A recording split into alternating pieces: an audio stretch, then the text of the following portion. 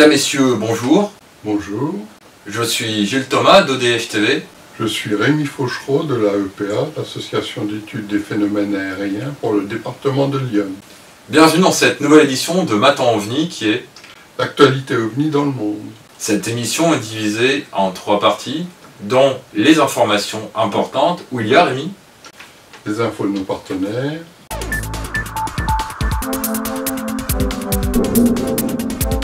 Au sommaire de cette édition, dans les informations importantes de cette édition, premièrement, un petit message pour vous autres abonnés ODF Note, auditeurs et partenaires d'ODF TV. Dans l'interview, je reçois Éric Zurcher, ufologue, auteur de nombreux ouvrages, qui répond à une question posée par Sylvain Matisse, chercheur et également webmaster des blogs Investigation Océanographique et OANI, la médiathèque de l'ufologie, UFO et sciences et paranormal à la une. Une question qui portera sur les OANI, les objets aquatiques non identifiés. Par la suite, vous retrouverez Carole Lozé, animatrice de l'émission Zone Parallèle sur la radio FM CJMD 96.9 au Québec. Dans la rubrique Culture OVNI de cette édition, vous retrouverez Rémi Fauchereau qui vous partagera quelques bandes dessinées anciennes concernant le phénomène OVNI. Puis nous passerons à la deuxième partie de cette édition, l'actualité OVNI qu'il y a eu dans le monde en septembre, octobre et novembre 2018.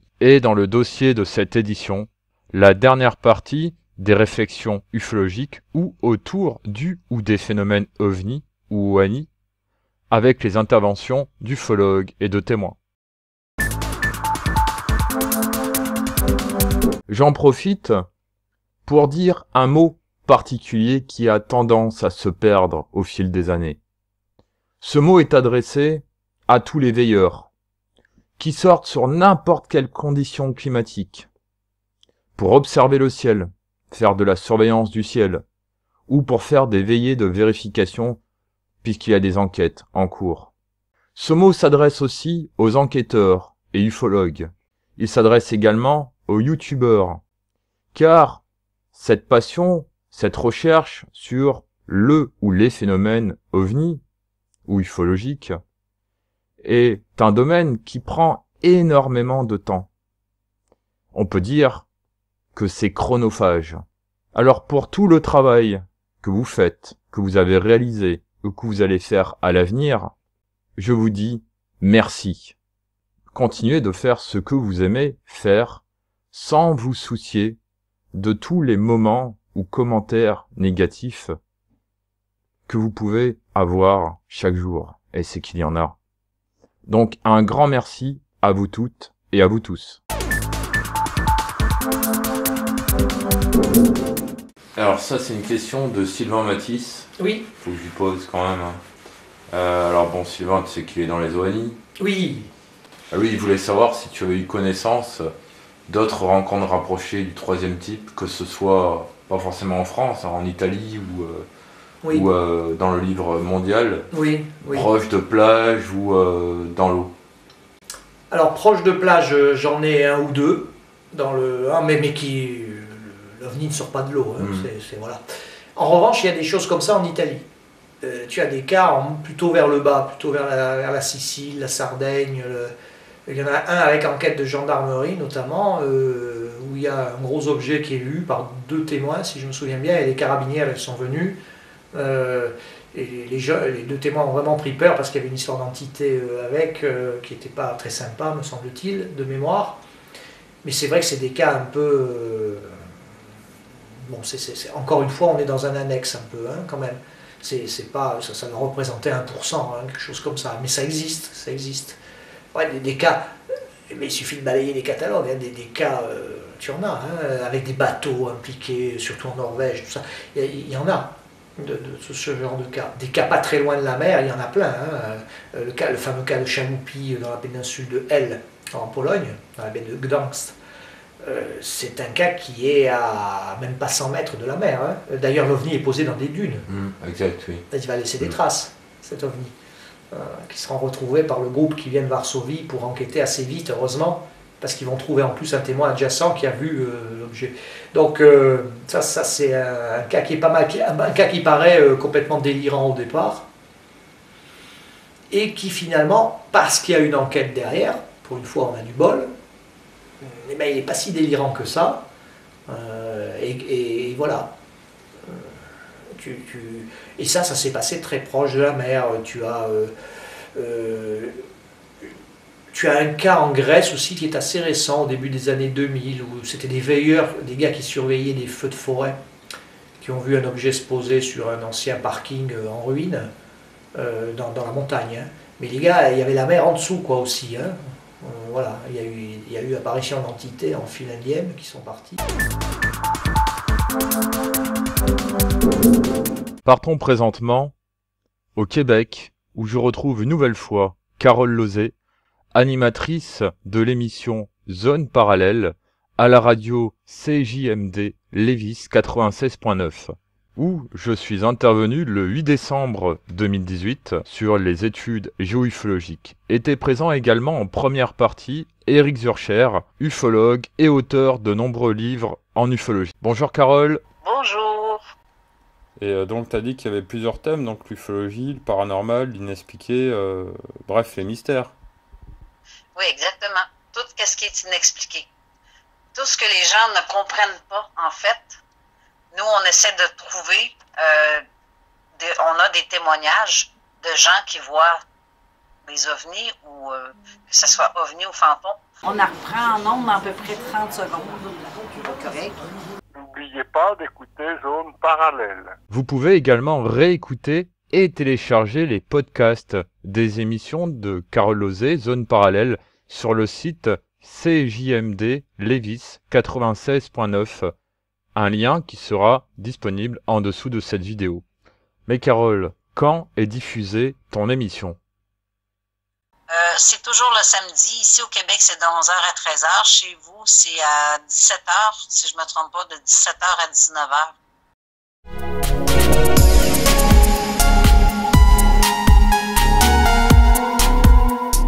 Alors aujourd'hui, dans cette rubrique dans Culture OVNI, tu vas nous parler de bande dessinée ufologique. Oui. C'est à toi. Alors donc là j'ai un vieux magazine qui s'appelle Pilote. C'était un recueil de bandes dessinées qui se suivaient. Il y en avait toujours 2 pages. Il y avait des sous forme d'épisodes de 2 pages sur une bande dessinée. Il y avait ça contenait plusieurs bandes dessinées. Là, on a le numéro 565, 12e année. Alors, je ne sais pas quelle année, ça doit correspondre à 69-70. Mais ce qui était intéressant dans ce magazine Pilote, c'est qu'on avait, à la fin, là, sous la forme de 3-4 pages, dossier sous coupe volante, enquête en Floride, voilà. Et donc, on avait 1 page, 2 pages, 3 pages, 4 pages, 5 pages, 6 pages, donc c'était un petit dossier qui était fait sur le sujet des enquêtes en Floride, et ça traitait des phénomènes des soucoupes volantes en Floride, et des humanoïdes, des apparitions d'humanoïdes, etc. Ils avaient fait ça sous forme de bande dessinée. C'est dans ce journal-là qu'elles ont commencé à apparaître, hein. Et après elles se sont retrouvées en album, on a retrouvé, les dossiers ont été regroupés sous forme d'album. On voyait, par exemple, un jour, ils ont parlé du dossier Adamski, etc. Et ça, tu le retrouves dans les bandes dessinées de Loeb et Chichi. Hein. C'est dans le journal Pilote qu'on a vu les premières bandes dessinées sur l'ufologie, de Loeb et Gigi.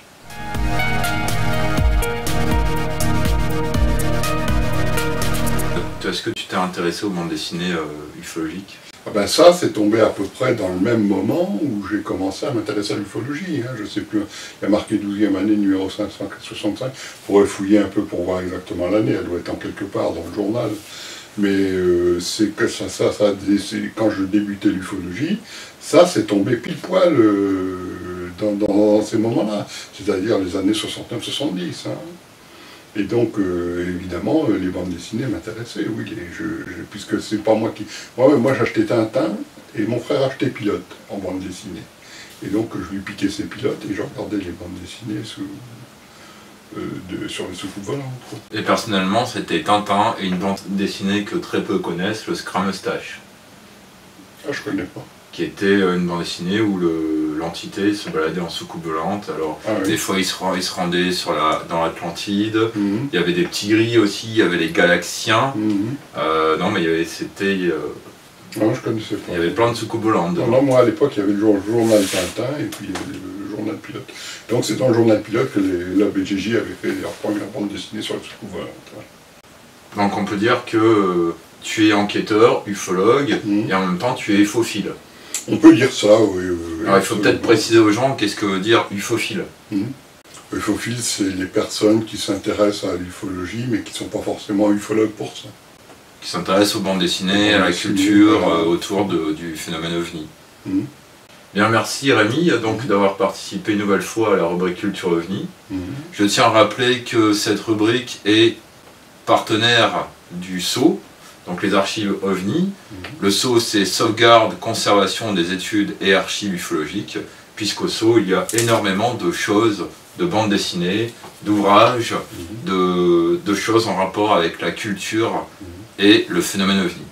Au revoir, chers ODH-nautes et heureux.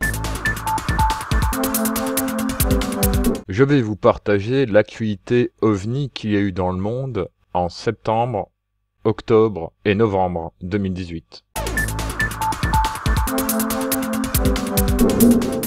Mais commençons tout d'abord par le mois de septembre. Au Canada, le 1er septembre, dans l'Ontario, à Minden, observation pendant 4 minutes d'un disque volant dans le ciel. Le 18 septembre, à Fort McMurray, dans l'Alberta, observation d'un triangle volant pendant 5 secondes. Le 26 septembre, dans l'Ontario, à Peterborough, observation d'un triangle volant pendant 5 minutes. En Angleterre, le 27 septembre, à Walsall, observation de lueurs étranges dans le ciel. En Allemagne, le 22 septembre, à Fjörf, observation d'un disque volant. En Afrique du Sud, le 23 septembre, à Potchefstroom, observation de flashs lumineux de couleur pourpre. En Corée du Sud, le 10 septembre, observation de flashs lumineux. En Australie, le 22 septembre, à Melbourne, observation d'un ovni de forme ovale et de couleur sombre.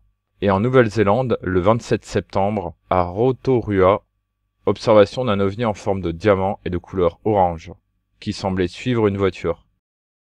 Passons à présent au mois d'octobre 2018. Au Canada, le 16 octobre, à 21h06, à Lethbridge, dans l'Alberta, observation pendant 5 minutes d'un disque volant. Le 18 octobre, à 21h18, dans le Manitoba, à Winnipeg, observation d'un triangle volant pendant 2 minutes. Le 21 octobre, à 12h21, dans l'Ontario, à Beaumontville, observation d'un flash lumineux de couleur bleue. Le 29 octobre, à 7h23, dans l'Ontario, à Beamsville, observation de lueurs étranges dans le ciel en forme d'œuf. À Chypre, le 17 octobre, à 19h55, à Latchi, observation pendant 5 minutes de lueurs de couleur rouge et verte qui semblaient pulser ou flasher en direction de la Turquie. Observation réalisée au cours d'une violente tempête orage. Passons à présent au mois de novembre 2018. Au Canada, le 8 novembre, à 21h, dans le New Brunswick, à Salisbury, observation pendant 5 minutes d'une lueur de couleur blanche. Le 19 novembre, à 2h56, dans l'Alberta, à Edmonton, observation pendant 1 seconde de lueur de couleur blanche et grise. En Irlande, le 25 novembre, à Springfield, à 14h, observation pendant 3 minutes de lueur de couleur verte dans le ciel. Au Pakistan, le 16 novembre, dans la province de Sindh, observation à 18h40 de flashs lumineux dans le ciel. Et en Thaïlande, le 2 novembre, à 21h30, à Pattaya, observation pendant 15 secondes de triangle volant. Passons à présent à la troisième et dernière partie de cette édition, le dossier, qui va vous présenter cette fois une 5e partie des réflexions ovni ou ufologiques autour du ou des phénomènes, avec les interventions d'Éric Zurcher, Rémi Fauchereau, Gérard Deforge et Carole Lozé.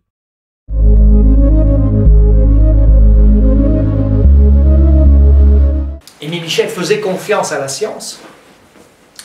Il disait c'est la science qui en aura raison tôt ou tard. Il faut espérer que ce ne sera pas trop tard, justement. Mais évidemment, si à un moment il y a une évolution de la physique telle, prouvée donc, parce que là on fonctionne sur des œufs, là, les protocoles de test doivent marcher. À un moment, il va y avoir une évolution de la physique, c'est-à-dire, la physique c'est quoi? C'est la compréhension de l'univers et de la réalité, finalement. Et à ce moment-là, ça coiffera par le haut tout ça, et ça se jouera, les ufologues auront terminé leur rôle, bien sûr. ce sera fini. Mais ils auront quand même rempli leur rôle. Pour ceux qui auront fait du travail sérieux, ils auront fait du travail de terrain, des enquêtes, ils auront retransmis des cas. Tu sais, on estime qu'un cas sur 10 arrive à notre connaissance. Hein. Et je parle des rencontres rapprochées. Je ne parle pas de l'ensemble des cas vus en l'air, parce que là, ça doit être un sur-100. Voilà. Mais sur le peu de cas, 10% a filtré dans la société, et il y a eu des effets. La preuve, on est là. Et on en parle. Encore. Après toujours. 71 ans. Oui, depuis Kenneth Arnold, oui. Mais l'intéressant, c'est avant Kenneth Arnold. Parce que là, tu as affaire à des choses qui ont valeur de prototype, de pattern, comme disent les anglo-saxons, c'est-à-dire de moule-mère, de tout ce qui va se dérouler après. Et c'est des cas qui sont problématiques. J'en analyse un dans le bouquin. C'est des cas évidemment très problématiques, même pour les ufologues. Hein. Le phénomène fait ce qu'il veut, à sa fantaisie, dans les circonstances qu'il a décidées et qui nous demeurent, pour l'instant, totalement incompréhensibles. Il faut l'accepter comme ça. Moi-même, je ne suis même pas capable de comprendre. J'ai beau chercher, j'ai beau faire comme toi, on a beau faire des recherches, mais on viendra peut-être jamais à bout de mettre le doigt à la bonne place. En France, il y a eu de gros cas de mimétisme. Et pas... Enfin, il y en a eu beaucoup dans la période 70-80, mais ça, c'est la grande période de l'ufologie. Mais il y en a eu plus récemment, le cas de Phénix 2, là, dans le... le Mirage 4000. Ah ouais, celui-là, il est lourd, hein, celui-là, parce qu'il y a toute la famille qui observe, ils arrivent à l'éclairer, le truc marche à 3 à l'heure, tu vois un jet marcher à 3 à l'heure, quoi. Bon, si tu as 3 notions d'aéronautique, c'est... Voilà. L'observation a duré un quart d'heure, 20 minutes. Bon. Et il y a eu le même cas aux États-Unis avec un SR-71, le Blackbird. Mais lui, il était carrément tronqué devant. Carrément. Il était remplacé par un phare. Le tiers avant de l'avion, tu sais, l'avion, il était tronqué et il y avait un phare à la place. Comme à Fini d'ailleurs. Hein. Il y avait un phare devant et 2 phares derrière à la place des réacteurs. Là, on est en plein dans un cas de mimétisme. On est dans l'effet vitrine et dans le cas de mimétisme. Et ça s'est déroulé par rapport aux témoins dans des conditions bien précises. Comme toujours, hein, comme toujours. Et d'ailleurs, dans le livre, je dis, faites attention, si vous voulez repérer ça, faites attention à la manière dont cela commence. Et je donne les moyens qu'utilise le phénomène pour susciter l'attention, pour polariser l'attention du témoin. Et le cas absolu, enfin un des cas très révélateurs, c'est celui de mon ami Jay, à Apt en 2010. Parce que là, ils ont quand même été appelés pendant 20 minutes par le phénomène. Avec les effets stroboscopiques verts. Ils pensaient qu'il y avait une fête où les jeunes s'amusaient avec des lasers. Et ça n'a pas arrêté tant qu'ils sortent pas sur la terrasse. Et au moment où ils sont sortis sur la terrasse, ça s'est déclenché. Là, il n'a pas masqué. D'habitude, le phénomène masque toujours son aspect ostentatoire. Là, il ne l'a pas masqué. C'est évident. Dans cet épisode, donc, où moi-même, avec mon épouse, d'une manière totalement inattendue, ce phénomène est venu. Je l'ai d'abord identifié avec ces lumières qui tournaient comme ça, je me suis dit c'est pas possible. Surtout quand ça commence à jouer à saute-mouton et que plusieurs lumières s'additionnent pour former un disque unique, plus brillant que chacun de ceux qui tournaient, ils étaient 7 en tout, que ça reste fixe, puis que plusieurs minutes après, chaque lentille va se séparer de celle qu'on croyait unique, puis ça va recommencer à tourner comme ça. Je me suis dit, et puis il n'y avait pas de spot. Il n'y avait pas de faisceau. Je dis non, ça, j'ai jamais vu un truc pareil, j'ai jamais vu ça. Alors je le signale à mon épouse. Et puis, elle va observer après la même chose. Et puis moi, quand je vais téléphoner à mon beau-frère qui habite à 500 mètres de là, je vais dire, est-ce que tu vois quelque chose, etc. Je vais rester au téléphone. Et à la gendarmerie, je vais téléphoner en disant, venez, il y a vraiment quelque chose qui se passe ici. Moi, je sais, on reçoit des coups de téléphone, mais c'est les lumières de la Défense. Parce que entre Cergy et la Défense, il y avait un laser, qui était installé, mais ça n'avait rien à voir. Un laser, c'est une lumière rectiligne qui a entre la Défense et puis la fameuse tour de Cergy. Et les gendarmes, pour eux, c'est ça qu'il y avait. Alors moi j'étais là, et mon épouse m'appelait, viens voir. Moi j'étais dans la chambre, toujours au téléphone, soit avec la gendarmerie, soit avec mon beau-frère. Et à un moment donné, je vais enfin bouger, plus rien. Le phénomène des lumières qui descendaient le long d'immeubles, tout ça, ça s'est arrêté, et elle continuait à tourner dans le ciel. Et pendant des heures comme ça, on allait se coucher parce que ça n'arrêtait pas. Mais il y a toujours cet aspect dans les rencontres rapprochées. Hein. Parce qu'après, pour le reste, ça pose d'autres problèmes. Parce qu'il y a une discussion là-dessus aussi avec les chercheurs. Hein. Qu'est-ce qu'on fait de la majorité des cas lumière nocturne, et disques diurnes, etc., etc. Est-ce que ça marche aussi là ou pas? Et là, c'est lourd. Hein. Là, c'est du lourd. Là, en avril 2018, je sors dehors. Mais il était quelle heure? 23h à peu près. Hein, je sors dehors. C'était le jour de la station spatiale qui devait retomber dans...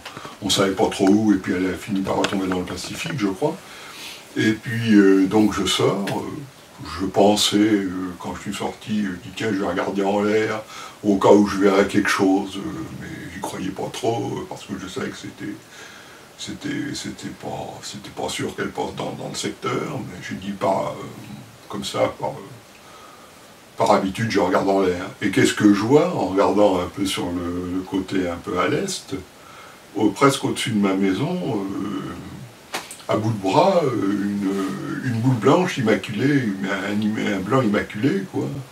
Mais vraiment un blanc, j'ai jamais vu un blanc comme ça. Une boule ou une sphère ou un disque ou je sais pas trop quoi qui était là, positionné au-dessus qui faisait le coin entre la cheminée de la maison et puis le toit de la maison. Il était juste dans le coin là. Et il y avait un halo brumeux autour, bien dessiné, bien rond aussi. La boule et la sphère étaient bien rondes aussi. Puis ça s'est éteint d'un seul coup, comme on éteint une lampe. Alors on sait qu'il y a quelques cas effectivement où le phénomène a paradé dans le ciel devant le témoin, ça c'est évident. Mais quelques cas ne font pas une généralité non plus. Alors moi je suis plutôt prudent. Pourquoi est-ce que... ça avait quelle signification? Pour nous, ça n'avait aucune signification. En revanche, Casoufo dit autre chose. Il dit que l'ostentation pourrait être partout. Mais alors là, il y a des implications qui font peur. Même moi, je recule là. Hein. Je dis attention quand même. Attention. Ça voudrait dire que ce fameux soir d'avril 75 où je suis sorti sur la terrasse et que j'ai vu ce que j'ai vu, c'était pas... C'est pas le hasard. Non, je suis pas tombé par hasard. C'était voulu à des trucs qui étaient quand même à pas mal de kilomètres en hauteur. Hein. Alors là, on rentre dans un autre... on rentre dans un autre monde là. Mais par contre, ce qu'il y a, c'est que je sais pas pourquoi j'ai tourné la tête dans ce sens-là, pourquoi je l'ai pas tourné dans l'autre sens. J'ai tourné la tête dans ce sens-là, du côté de l'Est. Pourquoi je ne l'ai pas tourné du côté de l'Ouest? Parce que j'aurais très bien plutôt même la tourner de l'autre côté, parce que c'est de l'autre côté qu'il y a les pavillons, et que généralement il y a des gens qui font du bruit, etc. et tout. Et comment penser un truc pareil avec un Philippe Solal qui peut penser ça? Je veux dire, qui peut penser un truc pareil? Ça va tellement à l'encontre de tout. Mais il y a un moment où tu peux plus. Quand tu analyses les choses et que tu vois ce que ça te dit, et que tu vois les constantes, et que tu vois là où ça t'entraîne, il y a un moment où tu peux plus. Tu peux plus avancer. Tu te dis, oh là là, non. On en reste sur des bases à peu près sûres, et pour le reste, on reste dans l'expectative, il vaut mieux. C'est un phénomène intelligent, mais qui avance masqué, en fait. Si tu considères comme moi que le propre de ce phénomène, c'est le visage de Janus, c'est-à-dire c'est une double face, il est invasif et élusif. Comme je te disais, les deux propositions sont contradictoires. Donc c'est très difficile de maintenir un équilibre entre ces deux choses qui sont complètement contradictoires. Et il le fait assez bien. Il parvient à maintenir, c'est un peu comme un fléau d'une balance ancienne, tu vois, il parvient à maintenir l'équilibre entre les deux. Actuellement, je pense que l'élusivité tend quand même à avoir plus de poids, mais c'est vrai que c'est la caractéristique centrale. Hein. Donc, elle a plus de poids que l'invasivité. Par contre, ce que pourrais encore rajouter, si je devais rajouter quelque chose, c'est que dès que j'ai regardé le phénomène, c'est comme si il n'a pas resté peut-être 1 ou 2 secondes et paf, il s'est éteint. C'est comme si il s'était planqué ou il s'était caché, il ne voulait pas que je le regarde. Ça m'a donné cette impression-là, le fait que c'est pas duré longtemps. Dès que j'ai commencé à le regarder, ça c'est quasiment, ça a disparu. Mais j'ai eu quand même le temps de voir tout ce que j'ai décrit là. Donc tu compenses, si tu veux, si le plateau de la balance de l'élusivité devient trop, effectivement, ça ne va pas. Donc il faut que l'invasivité compense. Donc ça peut être des cas comme Rouvois ou Aravillers, ou certains cas qui se sont produits, pas dans notre environnement, mais au Canada et aux États-Unis, qui sont des cas vraiment très invasifs. Alors il n'y a pas du tout d'abduction apparemment, ou de choses comme ça, mais c'est des cas un peu épouvantails qui ont suivi, il y a toujours un témoin multiple, et qui ont mis en place un scénario cauchemardesque pour ces témoins sur un certain... Enfin tu liras, j'en ai pris quelques-uns. Hein. Alors ça c'est un moyen de contrer l'élusivité, c'est un moyen de rétablir un peu. Si l'élusivité continue de gagner du terrain, il n'est pas exclu que l'on ait des cas encore plus forts avec des témoins non plus multiples mais de masse. C'est déjà arrivé, hein, de toute façon. La caractéristique centrale du phénomène, c'est quand même l'élusivité. Tu as les deux faces sans arrêt. Hein. Le phénomène est invasif. Il pourrait ne pas se montrer, mais il se montre. Et il se montre sur une sacrée fréquence quand même. Donc, et l'autre face, c'est qu'il est élusif. Or, les deux propositions sont contradictoires. Tu ne peux pas rentrer dans un territoire et ne pas y être. Alors tu fais comme lui, tu pulses. Alors tu pulses, tu te retires, et invasivité, élusivité. Ok, d'accord. N'empêche que quand tu fais ça des milliers, voire des millions de fois, il arrive à un moment où il y a un grain de sable dans la mécanique. Au moment où tu te retires, notamment. Ben non. On se sert, dans ce genre de questionnement, on se sert de notre esprit d'humain pour essayer d'avoir des réponses à des questions qui sont pertinentes. Mais il n'y a pas de réponse. Pour l'instant, on n'a pas de réponse. Comme ça. Il faut l'accepter.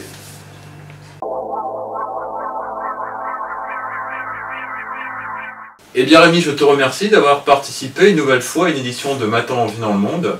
C'est moi qui te remercie, Gilles. Soyez très vigilants, n'oubliez pas votre appareil photo numérique muni d'une bonnette à réseau de diffraction, la station météo, et à très bientôt sur les chemins ufologiques en France et dans le monde sur EDF TV. Au revoir. Au revoir.